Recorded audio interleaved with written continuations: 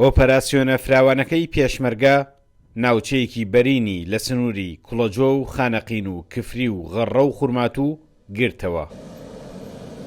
هەموو ئەو ناوچانەی کە بە بۆشایی ئەمنی نێوان سوپای عێراق و پێشمەرگە دانرێن کێو ماڵکران.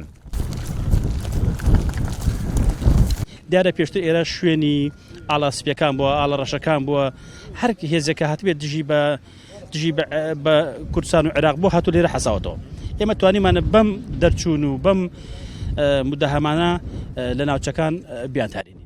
ناوچەیەکە هێزی ئەمنی وەک پێویست نیەتایە، ناوچەیەکە لە نێوان ئێمە و سوپای عێراقا، بۆیە تیرۆریستانی داعش ئیستیفادەیان کردووە لەو بۆشایە ئەمنی کە هەیە.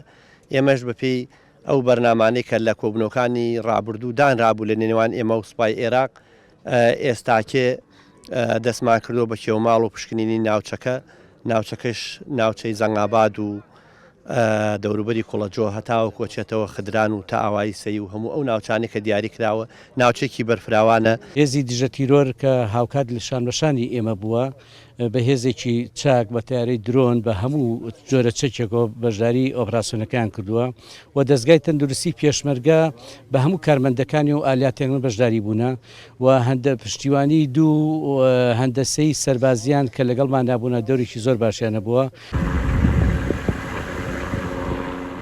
سوپای عێراق و هێزێکی دژە تێرۆریش بەشداری ئۆپەراسیۆنەکان بوون.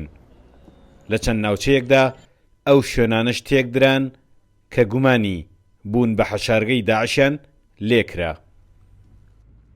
و چەند ئامانجێکی کەش لەوە بوو زیاتر بۆ خەڵک و دانیشتوانی ناوچەکە کە هێزەکە هەردوو لە هاوبەشین یەک ئامانجا یەکەوەیە لەبەرەوەی هەر دەستی داعش و تیرۆریستان لە سنوورەکە ببڕین. ئێمە ساڵی پار ئەم ناوچەیەمان پاک کردەوە، ماوەی جارێک دێن بۆ دڵنیابوونەوە بۆی نەیەن جارێکی شانە دەستۆکانن لێرە من کەوبارەکە دروستکردنەوە. ئەمڕۆ چەندین شوێنی پاشماوەکانیانمان تێک و پێشکان ڕمانە ملیەکدا.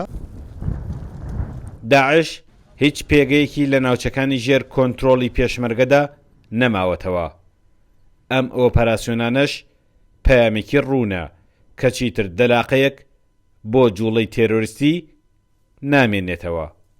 سامانکەریم کورد چاد نیوز گەرمیان.